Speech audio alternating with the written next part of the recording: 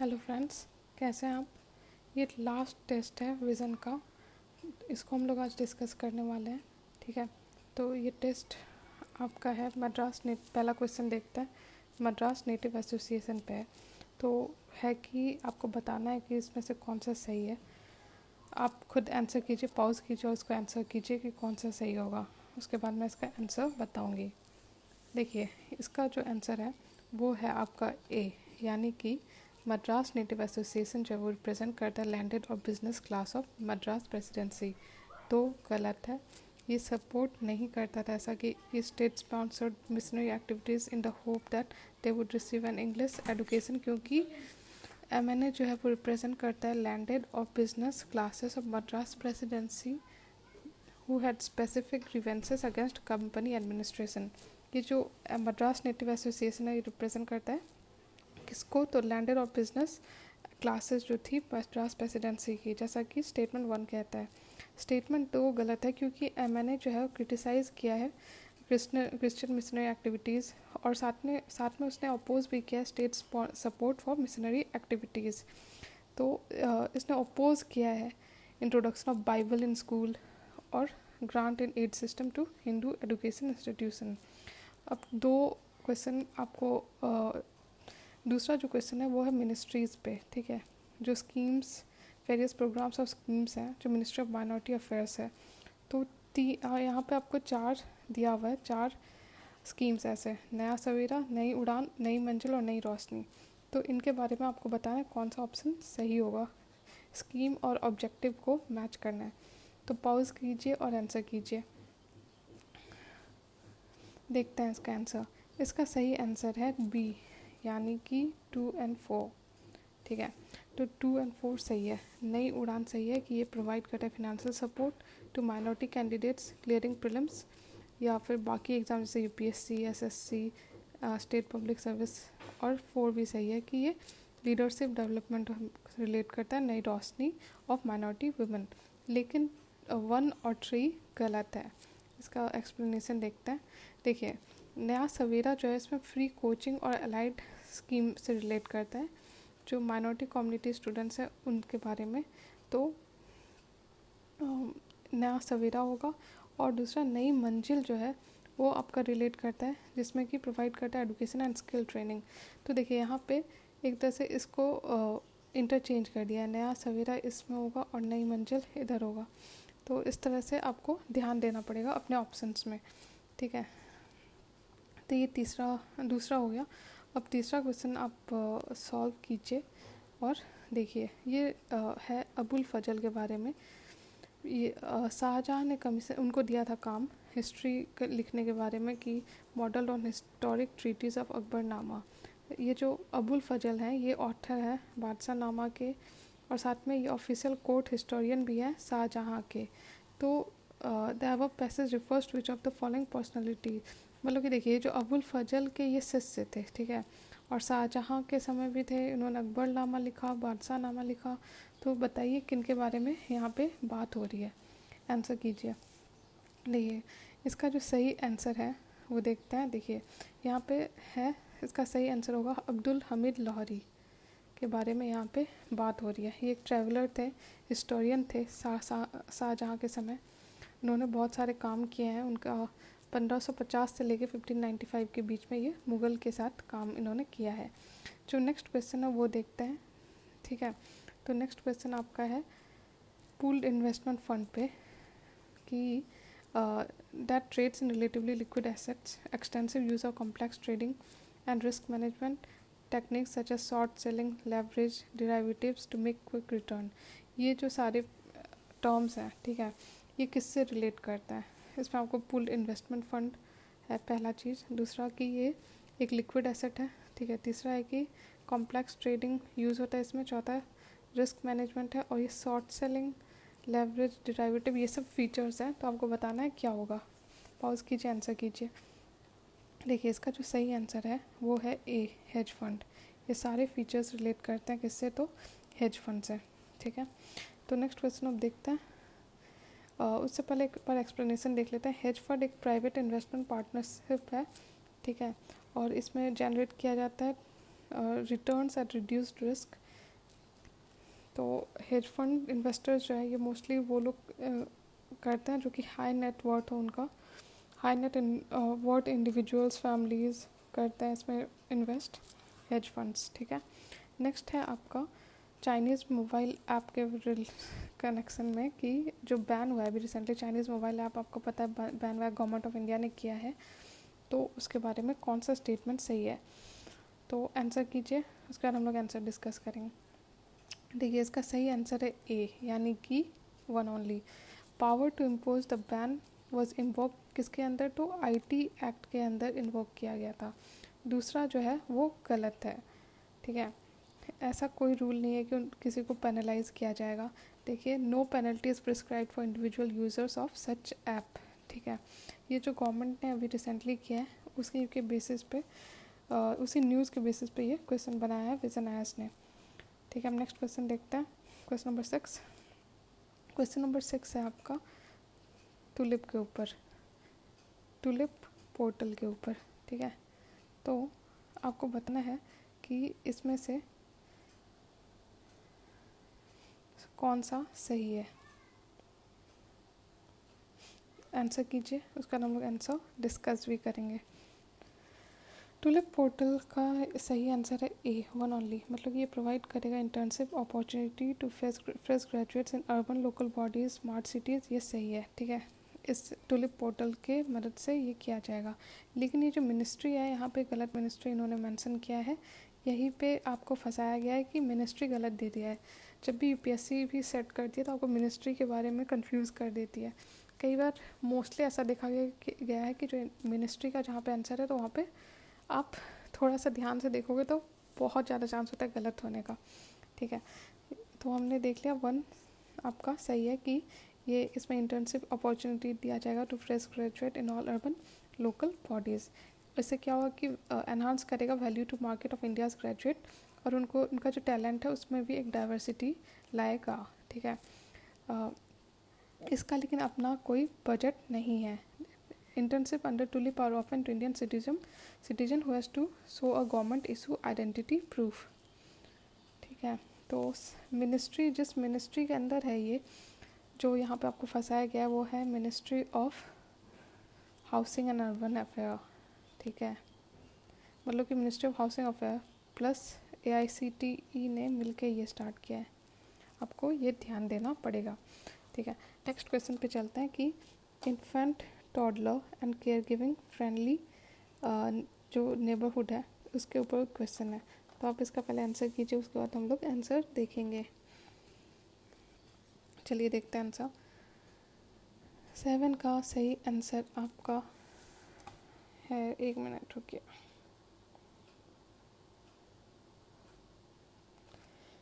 Seven का answer है सी, यानी कि 1। इसमें एम है to provide a certified course for young professional in the field of child care sensitisation, ये सही है, ठीक है।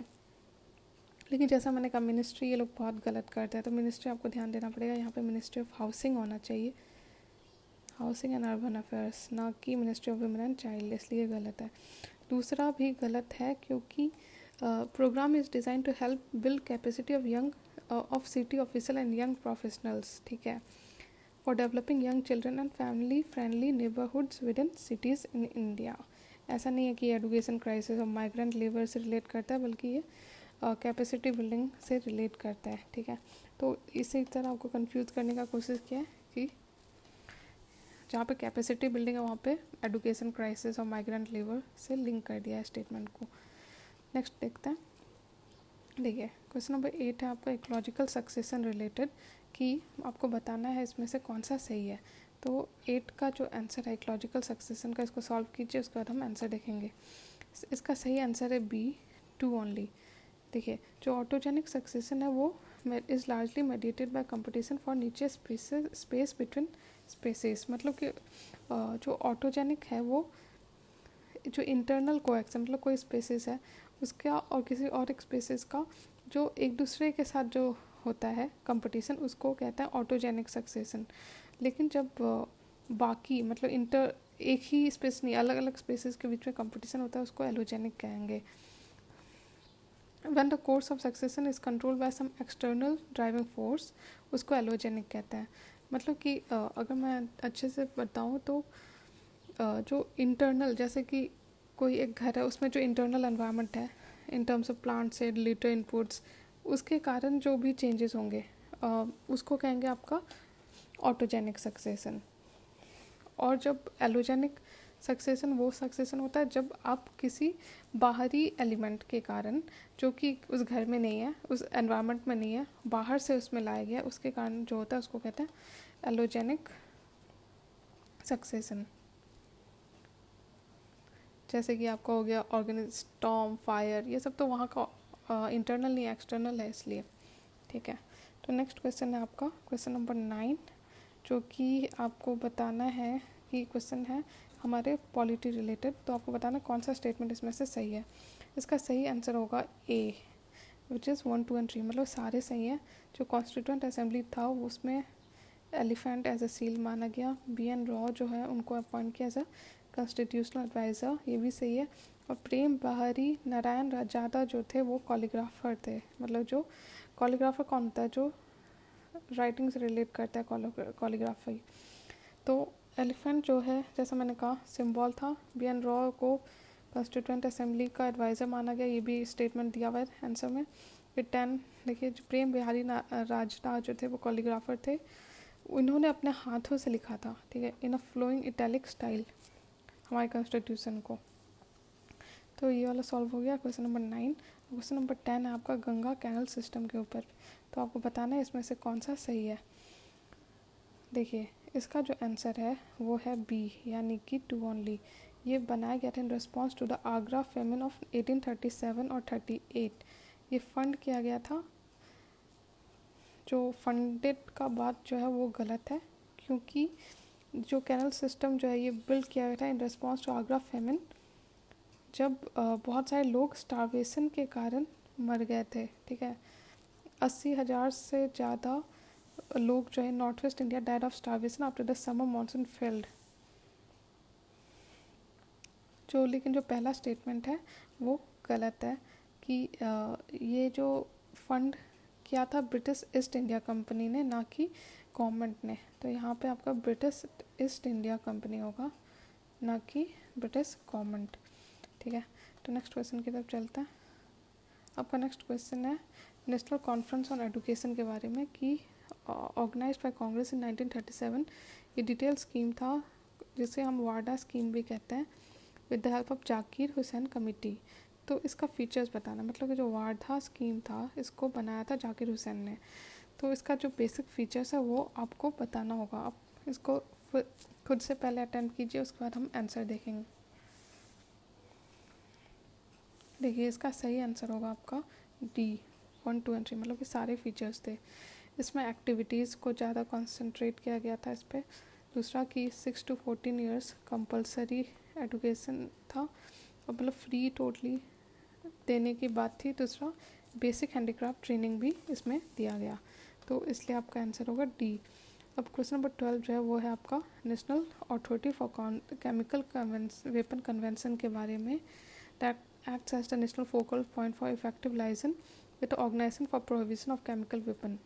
तो इसने was set up as an office in the, मतलब इसका ऑफिस जो है वो कहाँ सेटअप किया गया है। देखिए, जो OPCW है इसका काम करता है NACWC। तो ये किसके ऑफिस में सेटअप हुआ है ये बताना है, ये क्वेश्चन है। तो इसका सही आंसर है आपका 12C, मतलब कि कैबिनेट सेक्रेटेरिएट में ये आपका हुआ है। जो ये कन्वेंशन है on prohibiting of development, production, stock piling and use of chemical weapon is a multilateral international treaty. ये जो OPCW के बारे में जो है, CWC came into force with effect from 1997। OPCW, an intergovernmental organization based in The Hague, Netherlands, is the treaty organization. The OPCW bagging the Nobel prize of 2013, इसको Nobel prize भी मिला है, ठीक है। और जो national authority for chemical weapon convention ने अपना ऑफिस कहाँ खोला है, तो कैबिनेट सेक्रेटेरिएट में खोला है, ताकि वो अपना ऑब्लिगेशन जो भी है केमिकल वेपन कन्वेंशन रिलेटेड उसको कंप्लीट कर सके। फिर नेक्स्ट क्वेश्चन है आपका आधार ऑथेंटिकेशन के बारे में। तो इसमें आप सॉल्व कीजिए कि कौन सा सही है, उसके बाद हम आंसर देखेंगे।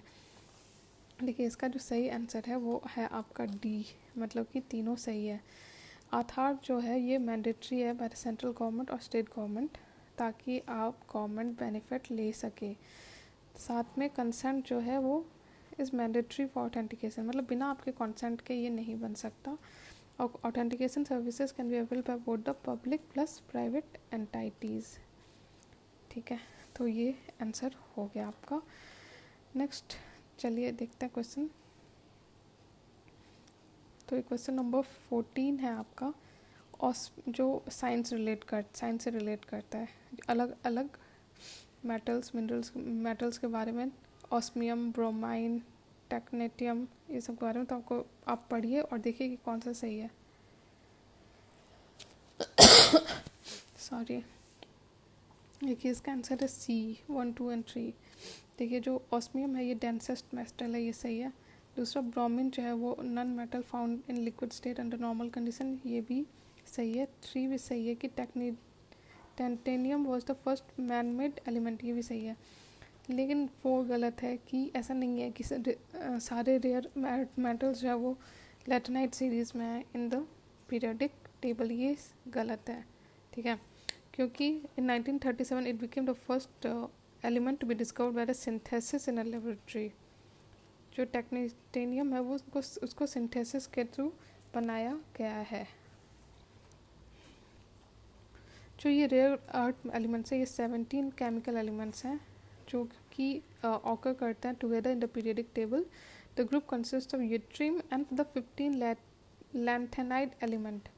ये इसलिए गलत है कि यहाँ पे लिखा हुआ है सिर्फ लैंथेनाइड सीरीज़, ये गलत है।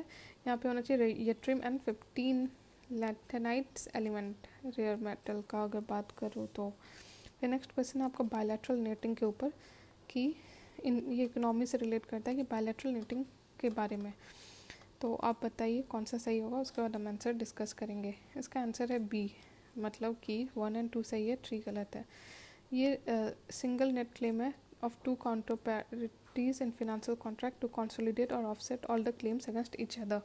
मतलब कि इसके थ्रू कोई अगर दो पार्टी है उनका क्लेम है तो एक दूसरे का क्लेम ऑफसेट करने के लिए इसको यूज़ किया जाता है। दूसरा कि ये परमिट किया जाता है under the Indian financial contract, मतलब कि हमारे इंडियन सिस्टम में ये अलाउड है। ठीक है, लेकिन तीसरा जो है वो गलत है। क्यों गलत है देखते हैं। देखिए जो ये ऐसा नहीं है कि ये आरबीआई रेगुलेट करता है। ठीक है, क्योंकि as per act qualified financial contract between two qualified financial market participant is applicable only where at least one party is an entity regulated by specific authorities. मतलब अलग अलग अथॉरिटीज़ इसको रेगुलेट करती है, ना कि सिर्फ आरबीआई। इसमें आपका आरबीआई भी है, सेबी भी है, आरडीए भी है, फिर पीएफआरडी जो पेंशन रिलेटेड है, फिर आईएफएससीए है। तो ये सारी बॉडीज़ हैं जो डिपेंड करता है कि किससे रिलेट करता है। अगर इंश्योरेंस रिलेटेड है तो आईआरडीए करेगा, पेंशन रिलेटेड है तो पीएफआरडीए करेगा, उसी तरह सिक्योरिटीज़ और एक्सचेंज बोर्ड एसएबी भी करता है। तो अलग अलग करता है, ना कि सिर्फ आरबीआई। तो इस तरह से हमने 15 क्वेश्चन सॉल्व कर लिया इसका। Thank you.